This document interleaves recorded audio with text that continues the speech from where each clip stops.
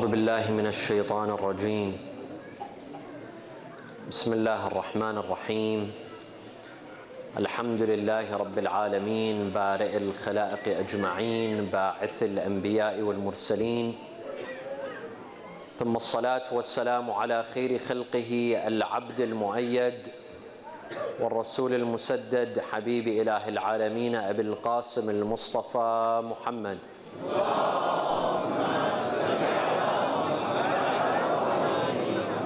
وعلى أهل بيته الطيبين الطاهرين وصحابته المنتجبين. صلى الله عليك يا رسول الله، صلى الله عليك وعلى أهل بيتك المظلومين. صلى الله عليك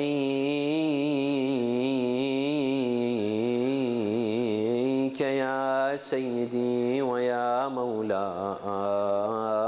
يا أبا عبد الله، يا رحمة الله الواسعة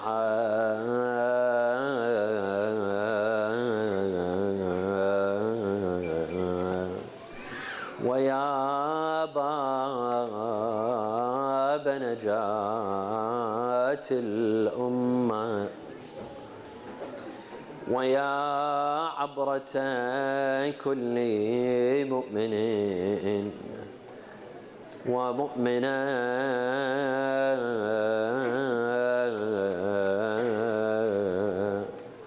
يا مظلوم يا غريب يا شهيد كربلاء.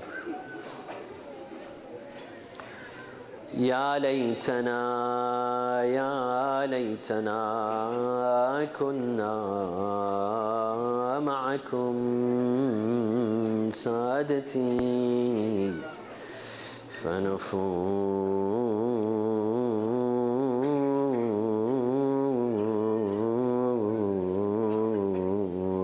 فوزا عظيما. أعوذ بالله من الشيطان الرجيم. بسم الله الرحمن الرحيم.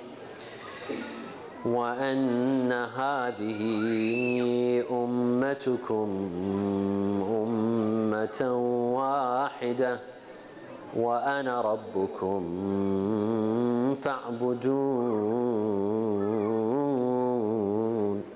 صلوا على محمد وآل محمد.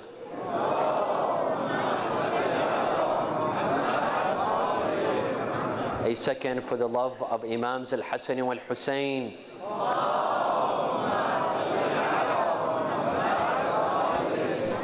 A third for the love of Fatima al-Zahra with your loudest voices.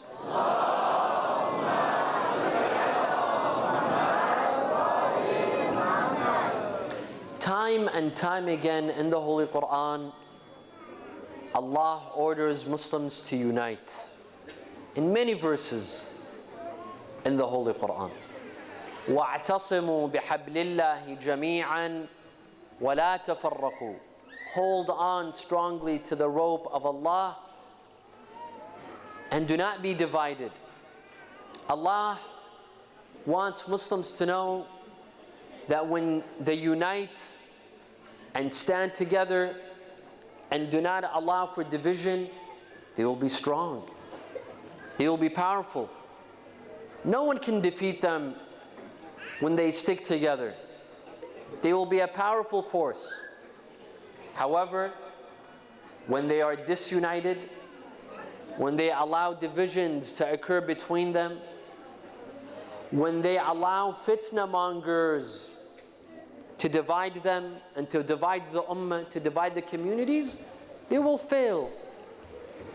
They will allow others to rule over them and to control them. While Muslims are united, no one can control them. No one can divide them. No one can conquer them. No one can take their wealth. and steal their wealth behind their back. A prime example of the unity of Muslims and how they succeeded is when Ayatollah al-Uzma al-Sayyid Ali Sistani declared fatwa against ISIS in Iraq. Iraq is divided. You have the Shia, you have the Sunnis, you have the Kurds. The Shia within themselves are divided. The Sunnis within themselves are divided. The Kurds within themselves are divided. Yet this nation stood together, united by the fatwa of our grand marja'. They stood together and they defeated the enemy. They put their differences aside, Sunnis, Shias, Kurds. And there are some from the Shia that follow other maraja', but out of respect to the grand marja', they obeyed the marja' of their time. And look, 2.5 years ago, 3 years ago, half of Iraq was taken by ISIS. Half of Iraq was taken. There were some that believed that Iraq will be divided into 3 sections: the south, the north, the central Iraq, and the north, Kurdistan. And that was the end of a united Iraq. But they were wrong. Number one, they did not realize the power of our marja'iyah, of our leadership that is in Najaf. They underestimated the power of our scholars and our maraja'. They thought that our maraja' only sit home and they have no power. They were wrong. 2, they didn't realize that Iraqis can come together and unite and defeat the world's most evil group by the name of ISIS.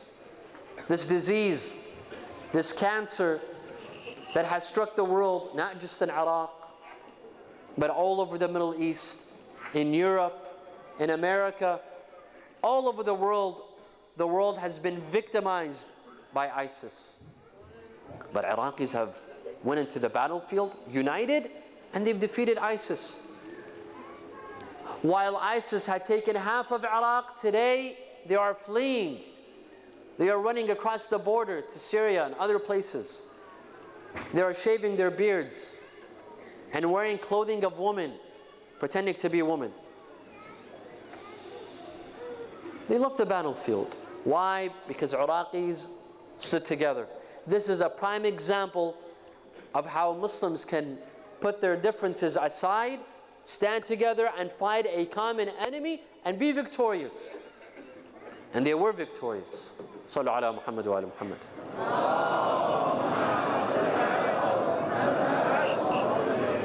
However, when we look at this ummah at large, it is still divided.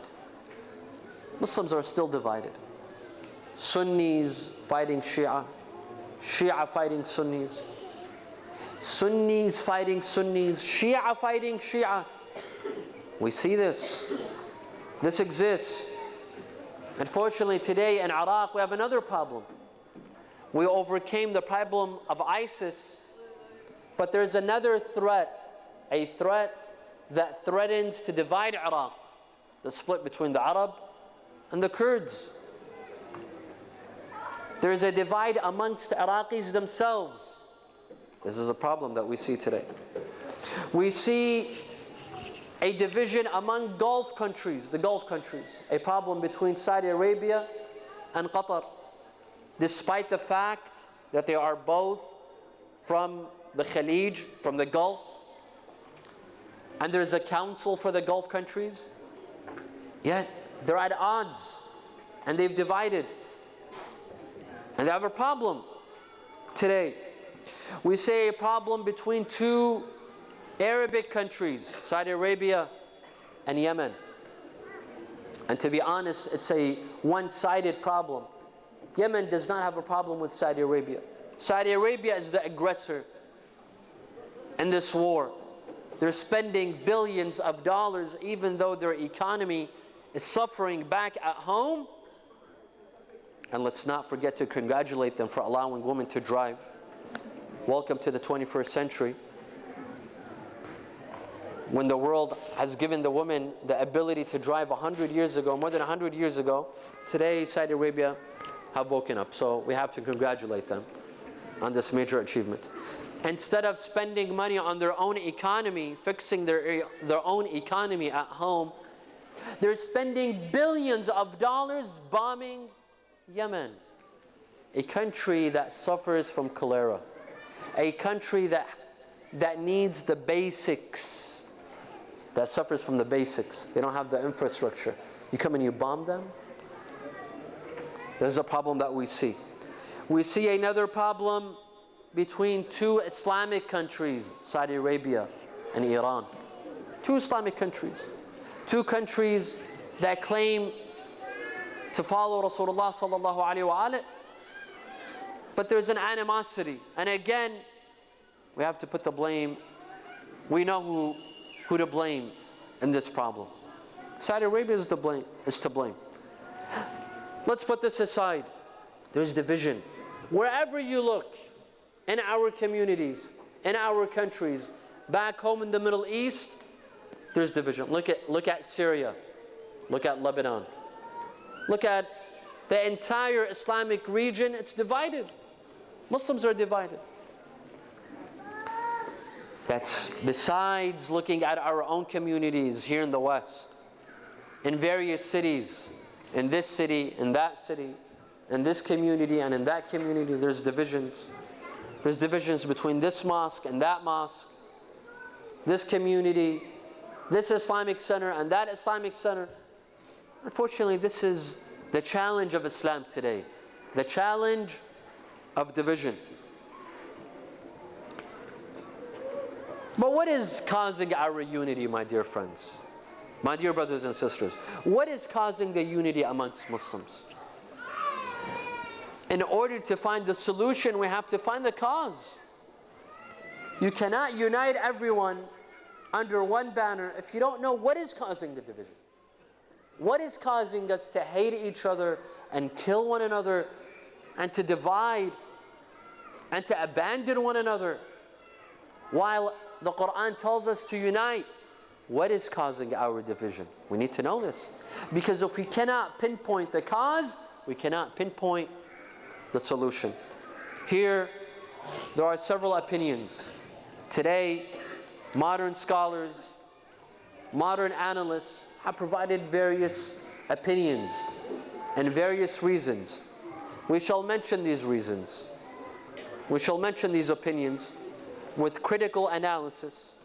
We will not mention the name of those who hold these opinions. Some of you might already know. And for those of you that don't know, it's not important who says. What's important is what is stated. Right? In a hadith by Imam al-Baqir, he says, لا تنظر إلى من قال وانظر إلى ماذا قيل. Do not care of who said what. Who said. No, look at what has been stated.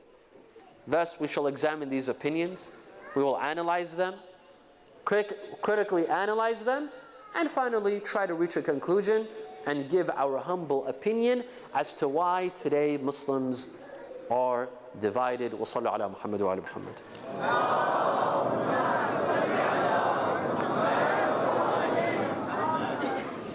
The first opinion is held by certain scholars. This opinion states that the number one problem that is dividing Muslims, Sunnis and Shias are the ahadith, are the narrations.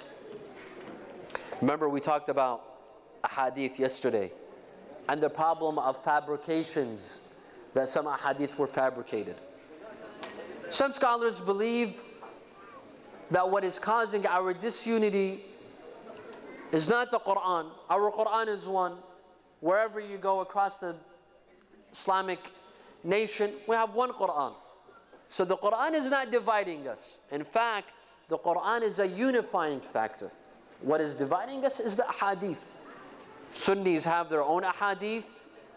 Shia have their own ahadith. Sunnis have a hadith regarding their figures, for example, regarding the status of Abu Bakr and the status of Umar and Uthman and Aisha and Hafsa and Muawiyah and Yazid. And they believe that these figures need to be respected and honored and dignified.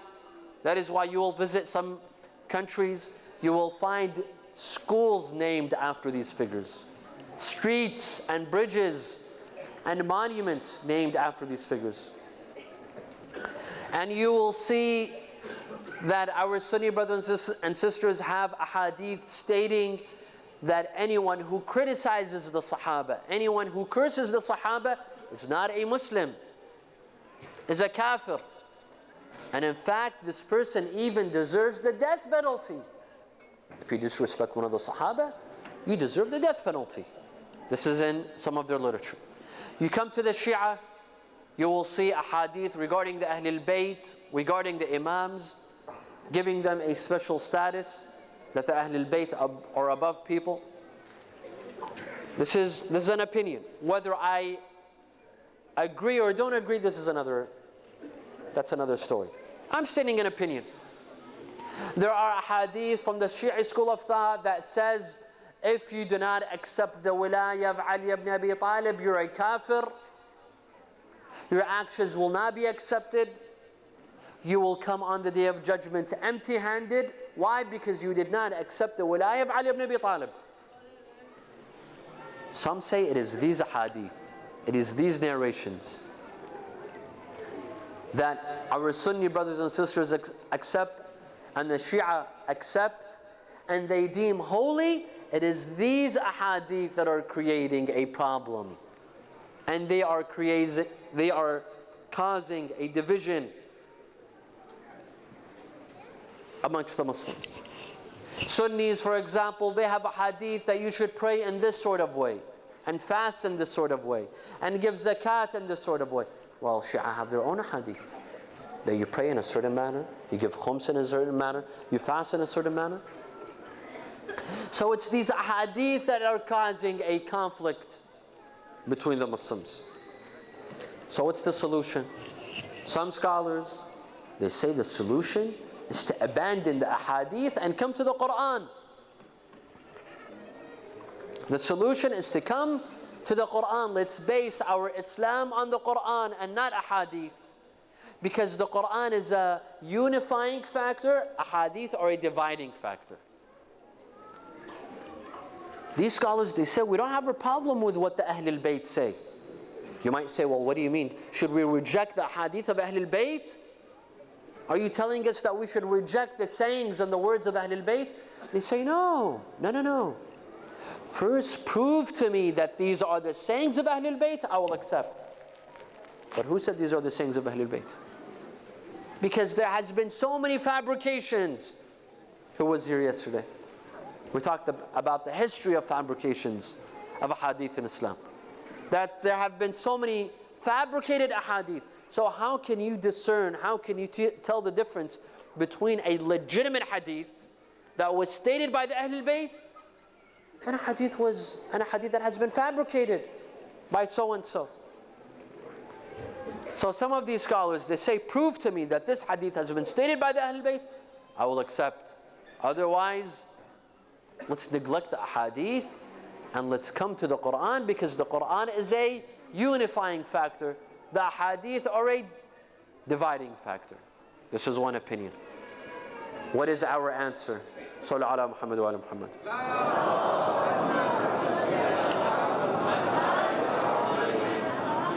Our answer is, this is not the right answer.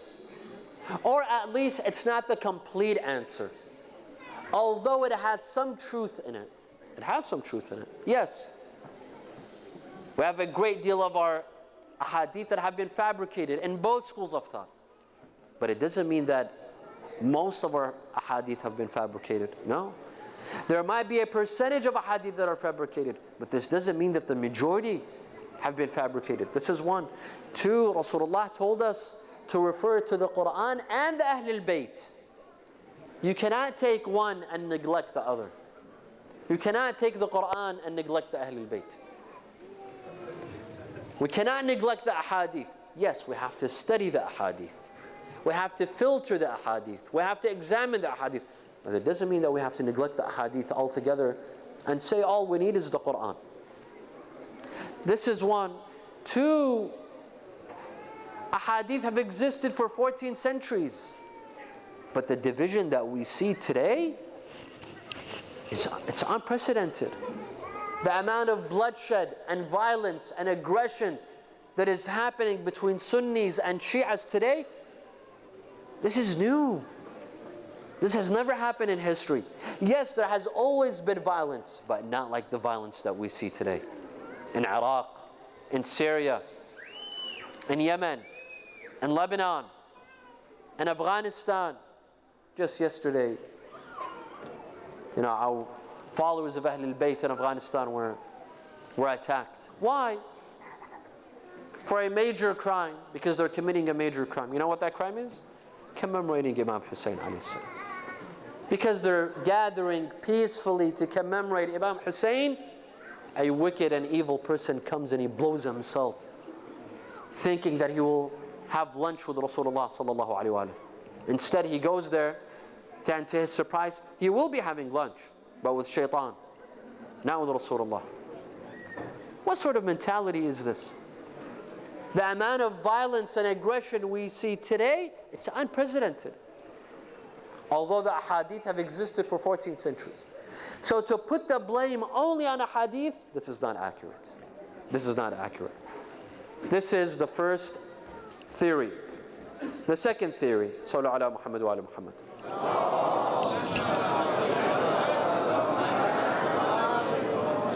The second theory, and this theory and opinion is held by some. It's held by some. They say the reason behind the division of Muslims is the first three khulafa. Number 1, number 2, number 3. They are the reason behind Islamic division. They caused division amongst Islam. When Rasulullah was alive, Muslims were united. No one was divided. They were all united under one banner. The banner of Ashhadu an la ilaha illallah wa ashhadu anna Muhammadan Rasulullah.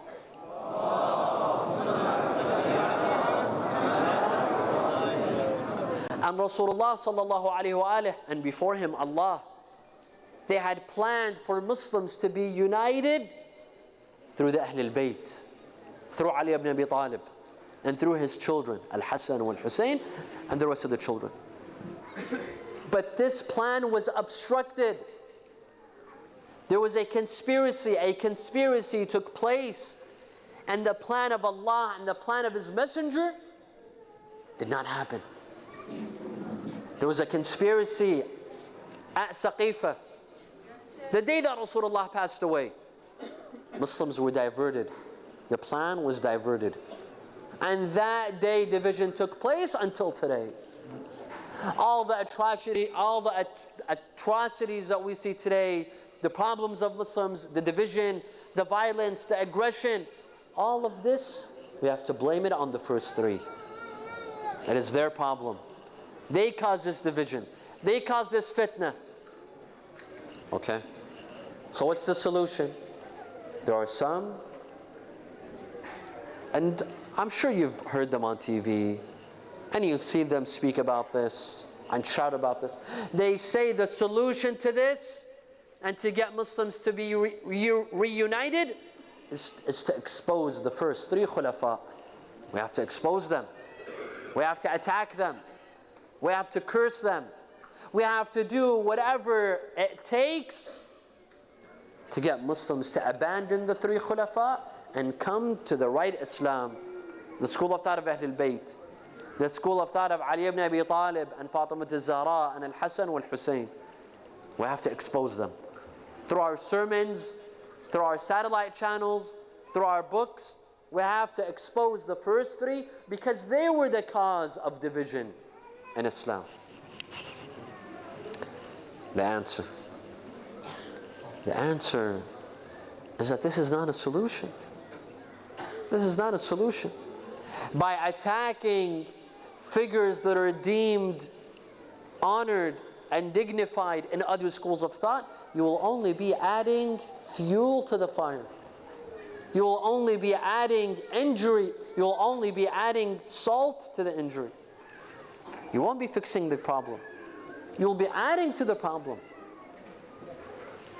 To attack the khulafa and to attack figures, historical figures that are deemed respectful and honored in other schools of thought. You come and you attack them, this will only add fuel to the fire.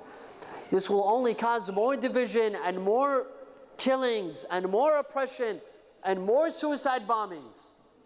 Are we trying to fix the problem or add to the problem? We cannot add to the problem. These people are only adding to the problem. Today, my dear friends, we don't need a sectarian tone. We don't need individuals to come and condemn the certain historical individuals and to attack some of the companions of Rasulullah and the wives of Rasulullah. This is only adding fuel to the fire. This is only creating division. There are some people, you know what? What the problem is that these people, they stay safely in their homes, in the United Kingdom, in the United States of America, well, where they don't have to deal with anyone. They attack this figure and that figure, this wife of Rasulullah and that companion of Rasulullah. Who pays the price? The people in Iraq, the people in Afghanistan, the people in Yemen, the people in Awamiya and Qatif, the people in Bahrain. Yes, I've heard that there are prisoners in Bahrain, Shia prisoners in Bahrain, political prisoners. They have been imprisoned only because they had peaceful demonstrations. They did not have weapons. They did not physically attack anyone. Only because they had physical, peaceful demonstrations. They've been imprisoned. I've been told that the day someone in London or in California or in other places, they condemn some of the Sahaba, that day their torture will be doubled in Bahraini prisons. So when we have this sort of tone, we are adding to the problem. You're not uniting. You're only dividing. You're dividing even more. So we have to be careful of our tone. Sallu ala Muhammad wa ala Muhammad.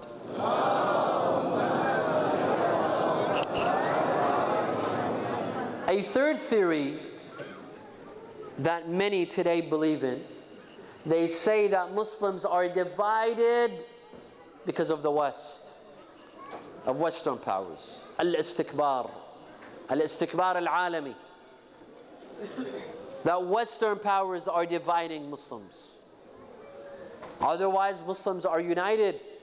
They wish to unite. They wish to stand together in solidarity, hand in hand, shoulder to shoulder. But the West doesn't allow us. It is certain countries that do not allow us to unite. They fuel the hatred amongst us. They come to a group of extremists from one side and say attack the other side. And they come to a group of extremists from this side and they say that attack the other side. And they support both groups. The West, this theory, this opinion, they say that the West supports both groups. They support both extremist Sunnis and extremist Shias. Why? So that they kill each other. They're too busy killing one another, fighting one another, so that they can come to our countries, divide us, conquer us, steal our wealth, take our oil, take everything that we have and go while we are still busy fighting one another. This is one theory. This is one opinion. They say proof of this is, look, they call for democracies for themselves, not in our countries. In our countries, they don't want democracies. Where's the democracy in Saudi Arabia, for example? Where's the democracy in Bahrain? Bahrain is 80% Shi'i, 20% Sunni, but that 20% is ruling, the 80% is being ruled. Where's the democracy in that? Isn't this a double standard? They speak of democracies for them, not for us, not our countries. Our countries, they want dictatorships. They want this king and that king, this emir and that emir, this sheikh and that sheikh. And they come and they have a summit and they meet with them and they congratulate them and they're happy to be their guests. Isn't this proof that they want us to be divided? They don't want us to be united and aligned. They don't want us to form an alliance between each other. And they say proof of that is look at Saudi Arabia and Qatar, two sister countries from the Gulf countries that were doing perfectly fine until a specific president visited the area. A week after, there was an eruption between them. See? Who's behind this? Another example, Kurdistan today in Iraq. Kurdistan, the northern region of Iraq, is declaring independence with the support of whom? Which country is supporting their independence? Go and find out, read. Which country from the region is supporting the independence of Kurdistan? Why? To divide Iraq. Because no one wants to see a unified Iraq. No one wants to see a unified Middle East. No one wants to see a unified Islamic nation. They would like to divide us. So the reason behind Islamic division, it's not us. We want to get along. We're brothers and we're sisters. It is they that want to divide us. They want to divide us. This is a third theory, a third opinion. Sallallahu ala Muhammad wa ala Muhammad.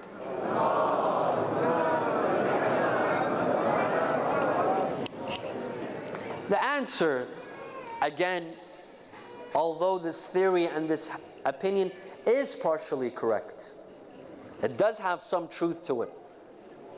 But is this the reason why we're all divided? I don't think so.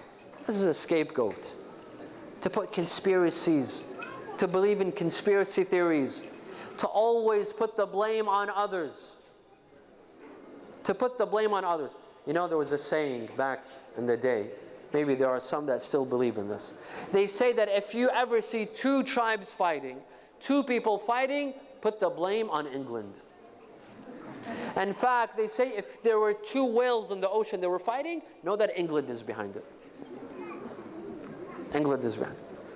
There's some people, they only believe in conspiracy theories. As soon as you open the subject of the Middle East, why are we divided? Why are we killing each other? They say it's the West. They say it's this country and that country. They don't want to see us united. This could be right. This could be right. But is this the real reason why we're divided? This is an excuse. Believe me, my dear friends, if we wanted to unite, no one can break us. No one can break us. No one can come in between us. If we genuinely wanted to unite and stand together. So let's stop putting the blame on this country and that country and others. This is the third theory. A fourth theory. Sallu ala Muhammad wa ala Muhammad.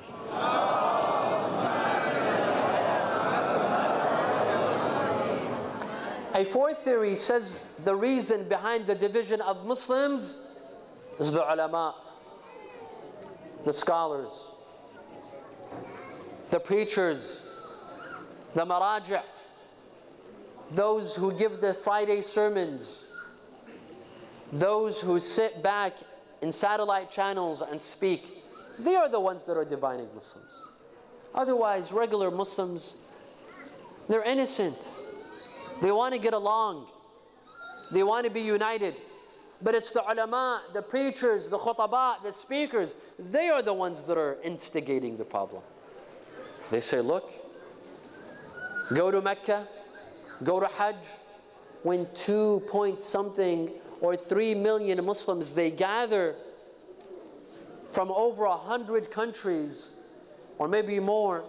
So many Muslims gather instead of uniting, instead of giving a speech that unite Muslims, look at the Friday speech leader in Masjid al-Haram, the house of Allah. Look at how he talks about the Safawis and the Majus and those who are anti-Islam and those enemies from Islam. And he's attacking the Shia. And half of the audience, they're Shia. You say, see, it is people like this. And not just from the Sunni side, from the Shi'i side. This opinion, it states that even from the Shi'i side, we have speakers and scholars and maraji' that are dividing the people. Look at their lectures. Look at their sermons. Look at their satellite channels. From morning till night, they sit and they curse. They curse this person, they curse that person. The trouble's with the ulama. We normal people, we're good people, we're innocent. The problem's with you. You know, I remember a couple of years ago, I visited a country, I won't mention the name. I visited a community. And before my lecture, one of the parents, one of the fathers, he came to me. He said, Sayyid, I want to tell you something. I have an 18-year-old son. This year he entered medical school. My son is very bright. He's very smart. He's very educated. He's very good looking. He's very successful. But there's one problem with my son. He's become an atheist. He's become an atheist. And I want you to speak to him. Whenever you can, I want you to speak to my son and get him back to Islam. Prove to him that Allah subhanahu wa ta'ala exists. So I sat down with a young man, very smart, very bright. I spoke to him. Was he convinced? It was only 30 minutes. I didn't have any longer to speak to him. Was he convinced or not? I don't know. But later on, his father and his mother, they came crying. They were crying. They said, Sayyid, we would never have imagined that our son would become an atheist. And then the father, he said, Sayyid, you know who's to blame? You know who I put the blame on? You. He said, me? What have I done? He said, not you personally, but you and your colleagues. You and your colleagues. Because you're so busy attacking scholars from the other school of thought, scholars from the Shi'i school of thought, and scholars from the Sunnis. You're so busy attacking one another that you forgot about our youth. Our youth are becoming atheists, and you're still trying to prove who's right, the Shia or the Sunnis. I said, wow. And it was a wake-up call. So is this theory correct? That the scholars are behind it? Again, this has partial truth. Yes, to some degree this is right. Unfortunately, there are some scholars that condemn. There are some Sunni scholars that condemn Shia to hellfire. And there are some Shia scholars that also condemn Sunnis. We have to be fair. No, there's more than this. There are some Shia scholars that condemn other Shia scholars. This is the problem. We have some Shia that condemn other Shia. If you do not follow my marji', if you do not follow my line of thinking, if you do not follow my political theory, then you're not a Shi'i. This is takfir. This is another form of takfir. And we blame ISIS and Wahhabis. Unfortunately, we have extremists in the Shia school of thought as well that are takfiris. This person's not a Shia, this person's not a Shia. If you don't follow my marji', if you follow that marji', what is this? You know, tomorrow, the day of Ashura, which is supposed to unite all Shia, right? It is the day that we commemorate the martyrdom of our Imam, and it's the day that we're supposed to gather. You know, the day of Ashura becomes a day of disunity for the Shia. There are some people that will go and hit their heads with the sword.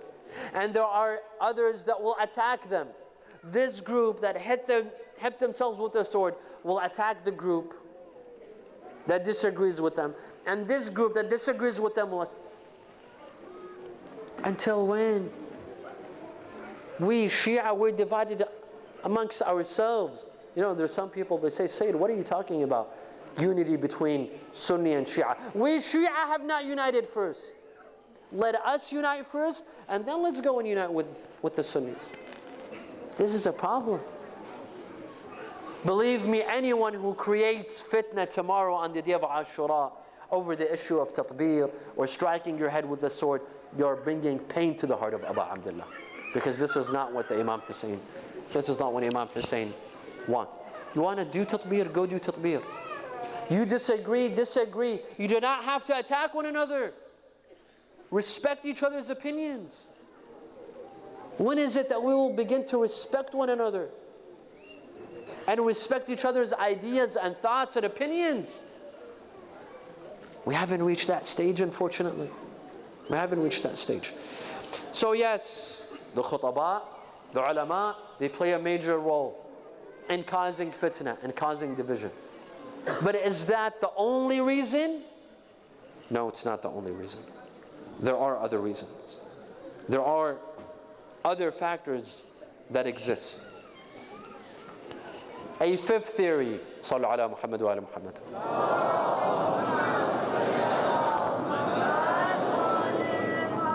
A fifth theory states that the reason why Muslims are divided is Islam itself. Islam, religion itself. Islam is dividing them. If it wasn't for Islam, people would be living peacefully. No one would have to kill one another. No one would have to fight one another. But look, the ones that are fighting each other and killing each other, they're all doing it in the name of Islam. They're all doing it in the name of Islam. They're all doing it in the name of God. These people attack that people in the name of God and Islam. And this group attacks that group in the name of Islam and God. They're all doing it in the name of Allah. They're all doing it in the name of Islam. So they say the problem is with Islam. Islam is creating division. Take Islam out of the equation, there's no fighting. Look, for example, in the United States of America, you don't see people killing each other because the official religion is not Islam. Look at Europe, there's no one killing each other because the official religion is not Islam. But look at the Middle East, there's so much violence and aggression because the official religion is Islam. So what does that tell you? That tells you that Islam is behind aggression and violence. Whenever you see violence, know that Islam is behind it. Know that religion is behind it. Otherwise, people will live peacefully, without problems. This is a fifth opinion. The answer is that Islam has always been the cause of division. Islam has always been the cause. Religion has always been the cause. World War I, Islam caused World War I. What about World War II? Islam caused World War II. What about Vietnam?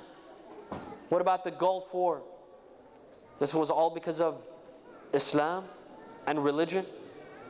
When Saddam invaded Kuwait, both Sunni groups, Saddam is Sunni, Kuwait is Sunni, Sunni and Sunni. This was also because of religion and a difference in religion, a difference in Islam? No. This is the thought, this is the opinion of atheists and secularists. Islam is not the cause. So what is the cause, my dear friends? After studying these 5 theories, what is the cause of Muslim division? Sallu ala Muhammad wa ala Muhammad.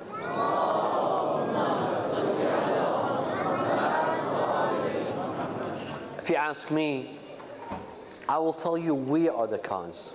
We Muslims. We are the problem. The problem is not in our religion. The problem is not in our scholars. The problem is not in the West.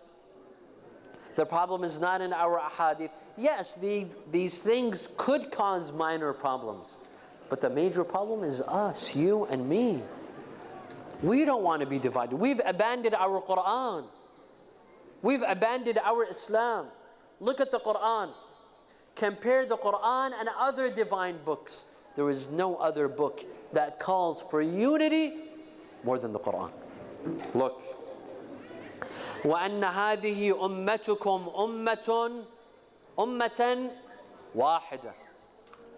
And your ummah is one ummah. This is one ummah. You will not find a verse like this in the Bible, in the Old Testament, and the New Testament, but it's in the Quran. وَاعْتَصِمُوا بِحَبْلِ اللَّهِ جَمِيعًا وَلَا تَفَرَّقُوا. Hold on to the rope of Allah and do not be divided. This is another verse. Another verse. وَلَا تَكُونُوا كَالَّذِينَ تَفَرَّقُوا وَاخْتَلَفُوا مِنْ بَعْدِ مَا جَاءَتْهُمُ الْبَيِّنَاتُ. And do not be like those who were divided and were disunited. Meaning remain united. And another verse. وَلَا تَنَازَعُوا فَتَفْشَلُوا وَتَذْهَبَ رِيحُكُمْ. Do not be divided because you will fail. If you will be divided, you will fail. So where's the problem? In our Islam? In our religion? Or the problem is with you and me, we have not implemented the Quran. We have not practiced the Quran. My dear brothers and sisters, the day that we go back to implementing and practicing the Quran is the day that we'll be reunited. It is the day that we'll be united. Yes, unity requires concessions. Unity sometimes requires making sacrifices. You cannot have it your way and at the same time be united. Sunnis and Shias have to make concessions in order to be united. They have to make concessions. They have to make sacrifices. They have to compromise. In Iraq, when Saddam fell, in Iraq you have Sunnis and you have Shias. But they got along to some degree. One way of getting along is that there's the adhan, the sound of the adhan 5 times a day on national television. Well, which adhan? The Sunni adhan or the Shia adhan? They compromised. They compromised. One adhan is Sunni, one adhan is Shia. And then another adhan is Shi'i, another adhan is Sunni. That way you please everyone. You have to make concessions for the greater of the ummah, for the greater good. Imam Ali alayhi salam, after the death of Rasulullah, the Khilafah was taken from him. He could have easily started an army, took out his sword, and made a war, and fought for his right. But he didn't. Instead he said, لَأَسْلِمَنَّ مَا سَلِمَتْ بِهِ أُمُورُ الْمُسْلِمِينَ. I will be calm. As long as Muslims are united, Muslims are okay, Muslims are safe, and the oppression is only on me, that's fine. That's fine. Let the Khilafah go to others. Imam al-Hasan conceded the Khilafah to Muawiyah. Why? For the greater good. For the unity of the ummah. So that Muslims remain united. So unity requires concessions, my dear brothers and sisters. It also requires lowering the sectarian tone. Bashing one another, attacking one another, condemning each other to hellfire. This will only stir the fire of division.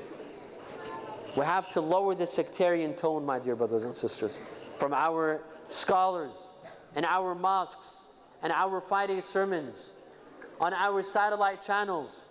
We have to lower the sectarian tone.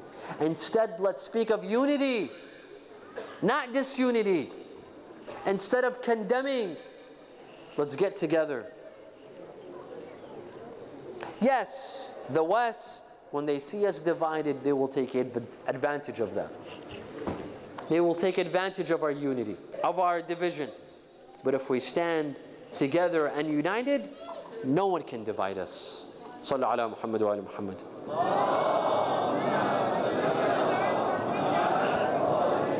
Even in Muharram, unfortunately, on the day of Ashura, there are some that instigate fitna and cause division. Some will say that on the day of Ashura we will fast. It is a day of celebration. أن عاشوراء يوم فرح وسرور. The day of Ashura is a day of celebration. Yes, in some countries you will see big posters and billboards They encourage people to fast, spend money on your family, have sweets, celebrate. It's a day of celebration. The day that the grandson of Rasulullah was massacred, that day is a day of celebration. Shame on you. Shame on you if you are celebrating on the day that the grandson of Rasulullah was massacred. Instead, come to Imam Hussein alayhi salam. Let's remember him.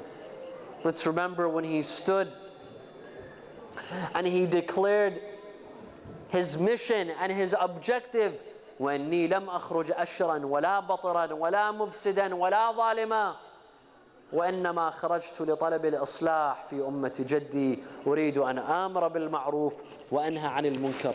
Imam Hussein says that I have come out not to call for power.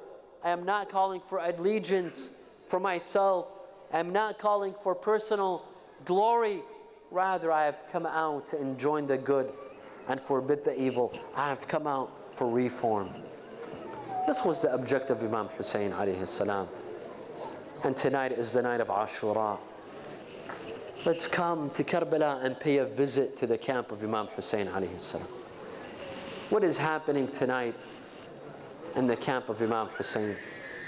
On a night like this, Imam Hussein alayhi salam, he stood and he gave a speech in front of his sermons, in front of his companions. He gave a sermon. He told his companions that we will turn off the light. The night is dark. Whoever wants to leave may leave. And whoever wants to stay can stay. إن هذا الليل قد غشيكم فاتخذوه جملا. Whoever wants to leave can leave. They turned off the candles and then they turned back the candles on. Imam Hussein saw that all of his companions remained seated. He told them, but whoever remains tomorrow will be killed, will be martyred. One of the companions by the name of Zuhair ibn al-Qayn, he stood up. He said, Ya Aba Abdullah, life is not worth living after you. If they would cut off my head and cut me into pieces and burn me and scatter my ashes in the wind, and if I were to be resurrected and they cut me into pieces and they burn me and scatter my ashes again in the wind, and this were to happen to me 70 times, I will stay with you, Ya Aba Abdullah. Life is not worth living after you, Ya Aba Abdullah. You want us to abandon you and go home to our families and to our wives, while your wives will be widowed and your children will be orphaned? Life is not worth living after you, Ya Aba Abdullah. All of them, Muslim ibn Awsaja, Zuhair ibn al-Qayn, Habib ibn Mudahir, they all stood up and they gave short speeches renewing their allegiance to Imam Hussein alayhi salam. On a night like this, the night of Ashura, what a difficult night. It is the last night Imam Hussein is alive in this world. The companions are all together, Abu al-Fadl al-Abbas, Ali al-Akbar, al-Qasim. The hadith says that if we were to come and visit Karbala on the night of Ashura, and to come and visit the camp of Imam Hussein, we would hear the buzzing of a bee. The buzzing of a bee. Why? They're all praying and worshipping.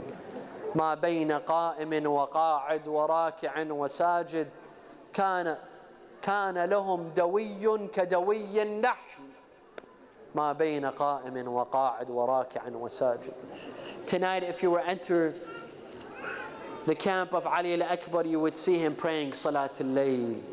If you would enter the camp of Al-Qasim, you would see him reciting dua, all praying to Allah for the last time in their lives, enjoying these last moments with Allah, speaking to Allah. Sayyidah Zainab still felt safe, surrounded by her brothers, surrounded by her nephews, surrounded by her cousins, surrounded by her children. But Sayyidah Zainab knew that a difficult day would come tomorrow. She came to her brother, Ya Aba Abdullah, what am I going to do tomorrow? You and these men will depart, what will I do? Imam Hussein alayhi salam put his hand on the chest of Sayyidah Zainab and on her heart. And he told her, my dear sister Zainab, have patience. Have patience. Tomorrow you will have to look out after these children. You will have to look after these orphans. Sayyidah Zainab, she said to her brother, Akhi Aba Abdullah, sataj'aluni 'inda husni dhannika bi. Insha'Allah, I will not embarrass you, Aba Abdullah. And I will be as strong as you want me to be. On the night of Ashura, we commemorate the smallest and youngest soldier on the day of Ashura. You know, when you take a gift to someone, when you take a bouquet, when you take flowers to someone and you choose beautiful flowers, all flowers that have a good odor, you put the most beautiful flower on top. Imam Hussein on the day of Ashura had given so many sacrifices, so many beautiful flowers. All of his companions, all of his children, all of his blessed family members, but there was one remaining. Imam Hussein wanted to put that small flower on top. He came to his sister Zainab alayha salam. He said, Ukhayya Zainab, nawilini tifli al-radhi'. My sister Zainab, bring me my infant Abdullah. Imam Hussein puts down his armor, his sword, his shield, and he grabs Abdullah al-Radhi', who was a 6-month-old child. He was so thirsty that he could not open his eyes. He would open his eyes for a moment and he would shut them. Imam Hussein goes to the enemy soldiers unarmed, meaning, I have not come to fight you. He said, "O people, if I have committed a sin, if I have committed a crime, what crime has this baby committed? If you will not have mercy on me, then have mercy on this child." The enemy soldiers, they huddle. One of them says, "Let's give him water." Someone else says, "Do not give him water." Harmala says that Umar ibn Sa'd, he said, "Ya Harmala, اقطع نزاع القوم." Harmala, there is no need for these soldiers to huddle and discuss. And the discussion, Harmala pointed his arrow. Harmala says that on the day of Ashura, listen, he says, on the day of Ashura, I threw 3 arrows. One landed in the eye of Abu al-Fadl al-Abbas. Another arrow landed in the chest of Aba Abdullah. But the arrow that broke my heart was the arrow that pierced the neck of the infant, penetrating from one side and coming out from the other. He says, I saw the white neck of Abdullah. I shot the arrow. It pierced from this side of his neck and it came from the other. The blood started gushing from the neck of Abdullah. Imam Hussein puts his hand beneath the blood. He collects the blood and he throws it to the sky. Narrators say that not a single drop of that blood returned to the ground. And then he grabbed some more blood and he put it on his beard. And he said, هَوَّنَ عَلَيَّ مَا نَزَلَ بِي أَنَّهُ بِعَيْنِ اللَّهِ. As long as Allah is watching, this is a sacrifice for Allah. Imam Hussein comes back with the infant. His sister Sukaina comes. His daughter Sukaina comes. Aba Abdullah, did you quench the thirst of my brother Abdullah? And if there's any water remaining, my father, I'm thirsty. He tells her, Haki akhaki madbuha. Take your brother. They have slain him. They bring Abdullah back to the camp. He comes back to his mother Ramla, or to his mother Rabab. Rabab sees the infant. Allahu Akbar. Imagine what happened to this mother. Ya ibni Abdullah ya ghali. يا غالي أنا برباك سهرت الليالي أنا هزن بالمهد والمهد خالي. At this point, Imam Hussein alayhi salam, he wore his armor, he wore his shield, he took out his sword, and he asked for his horse. He said, Man dha yuqaddimu li jawadi? Who will bring my horse? His sister Zainab brought him his horse, and she said, Ayyu ukhtin tuqaddimu lima akhiha firas al-maniyya? Which sister brings the horse of death to her brother? Finally, Imam Hussein looked to the woman and he said, Ya Zainab, wa ya Kulthum, wa ya Ruqayya, wa ya Rabab, alaykunna minni salam. My sister Zainab, Ruqayya, my dear daughters Sukaina and Ruqayya Rabab, I bid you farewell. I'm about to enter the battlefield. They all gather, one of them holding his feet, the others kissing his hands. Don't leave us, oh Master. Don't leave us, oh Aba Abdullah. Imam Hussein is about to enter. His daughter Sukaina comes. She said, Aba Abdullah, remember when you heard news of the death of Muslim, you grabbed his daughter and you put her on your lap. You brushed her head. And an hour from now, who will do this for me? سيطول بعدي يا سكينة فاعلمي منك البكاء إذا الحمام dahani. Imam Hussein is about to enter the battlefield. All of a sudden, he hears a faint voice from behind him saying, Mahlan, Mahla, Ya ibna Zahra. Oh, son of Fatima, slowly. Don't rush to your death. He looks back and it's his sister Zainab. She tells him, Akhi Aba Abdullah, come down from your horse. This is the final time. I will not stop you, my brother. Come down from your horse and expose your chest. Imam Hussein exposed his chest. She comes and she embraces him on his chest and on his neck and turns towards Medina, and she says, my dear mother, I did exactly like you told me to do.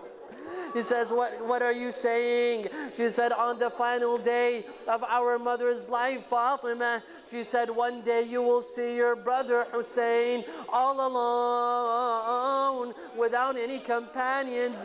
Kiss him on his chest and on his neck and tell him this is from your mother Fatima.